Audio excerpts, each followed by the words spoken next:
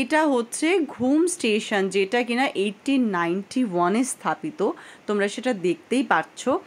আর এই জায়গাটাতে যা ফগ, বিভৎস পরিমাণে ফগ আর বিভৎস ঠান্ডা আর ঝিরিঝিরি বৃষ্টি হচ্ছিল, একটা হালকা আলতো বৃষ্টি। আর পাহাড়ে না সবসময় একটা ঝিরিঝিরি বৃষ্টি যে কোনো সময় হতে থাকে।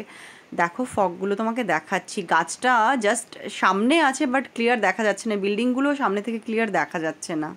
এই স্টেশনটাকে এভাবে দেখার কি মানে জানো তো? কারণ আমি যখন ছোট ছিলাম তখন এই স্টেশনটা সম্পর্কে অনেক গল্প শুনতাম, যে এত ওপরে, পাহাড়ের ওপরে একটা স্টেশন আছে, এত পুরনো ইংরেজ আমলের তৈরি স্টেশন, যেগুলো শুনতাম কিন্তু দেখিনি কখনো।